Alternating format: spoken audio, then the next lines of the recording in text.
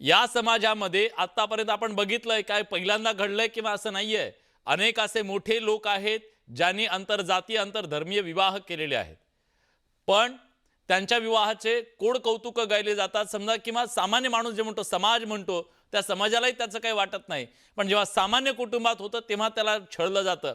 समाजाचा हा ढोंगीपणा आहे का सर? अगदी बरोबर. म्हणजे ढोंगासाठी जर एखादा नोबेल पुरस्कार असेल, तर तो महाराष्ट्राला दिला पाहिजे असं मला नेहमी वाटतं. हम्म. म्हणजे आम्ही हा महाराष्ट्र म्हणून आम्ही वाळवंटामध्ये सर्व समान आहेत म्हणून संतांसोबत नाचलो. आम्ही एकनाथांबरोबर गाढवाला पाणी पाजलं. आम्ही डॉक्टर बाबासाहेब आंबेडकरांबरोबर महाडच्या चवदार तळ्याचं पाणी पिलो. आम्ही काळाराम मंदिरामध्ये गेलो. आम्ही महात्मा फुलेंच्या हौदामध्ये पाणी पाजलं. आम्ही बाबा आढावांबरोबर एक गाव एक पाणवठामध्ये चाललो. परंतु तरी सुद्धा महाराष्ट्राच्या स्वभावात काहीच बदल झाला नाही. या मराठवाड्यामध्ये नामांतराच्या 50 वर्षापूर्वीच्या दंगलीनंतर सुद्धा आमची मानसिकता आजही बदललेली नाही. 20 वर्षापूर्वी खैरलांजीतलं ते भीषण हत्याकांड, त्या प्रियांकावरचा अत्याचार आणि ते पाहिल्यानंतर असं वाटलं की आता आपण याच्यातून बाहेर पडलो.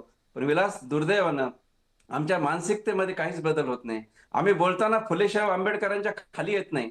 आम्ही संतांच्या समतेच्या खाली कुठलंही प्रवचन करत नाही. पण प्रत्यक्ष आमचा व्यवहार हा आहे आणि यातला भयानक प्रकार असा आहे की सुशिक्षित ज्यांना आपण असं म्हणतो ते सर्व त्याच्यामध्ये ढोंगी आहेत. आज मला सांगा, हे शिकलेले माणसं जातीच्या संघटनांचे सेक्रेटरी आहेत आणि जातीला समाज म्हणण्याची एक नवी पद्धत आपल्या महाराष्ट्रामध्ये आली. जातीच्या डबक्याला तुम्ही समाज कसं काय म्हणू शकता? सर्व जातींना ओलांडून जे बनतं त्याला समाज म्हणायला पाहिजे ना. हो. पण जात जात म्हणायची लाज वाटते आणि म्हणून आम्ही जातीला आमचा समाज म्हणतो. तिथले वधूवर मेळावे असतील किंबहुना आज हे शिक्षक, प्राध्यापक किंवा वेगवेगळे सुशिक्षित लोक आपापल्या संघटनांच्या मेळाव्यांचे किंवा संघटनांचे पदाधिकारी होतात.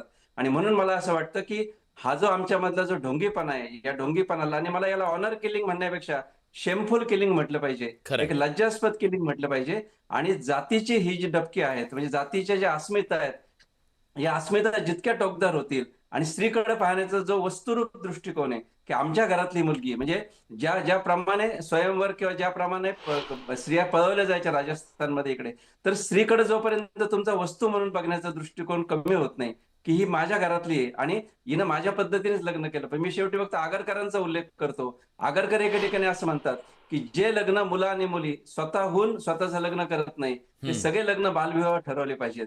आणि म्हणून आगरकरांच्या निकषावर आज आपण ज्या प्रकारचे अरेंज मॅरेज करतोय ते हा. सगळे बाद ठरतात. आणि म्हणून स्वतःला हे केलं पाहिजे. आणि याच्यातला मला भारतीय राज्यघटनेचा मुद्दा वाटतो की कलम 14, कलम 15, कलम 21, कलम 39 ही सगळी कलम व्यक्ती स्वातंत्र्याची आणि भेदभाव विरोधाची कलम आहेत.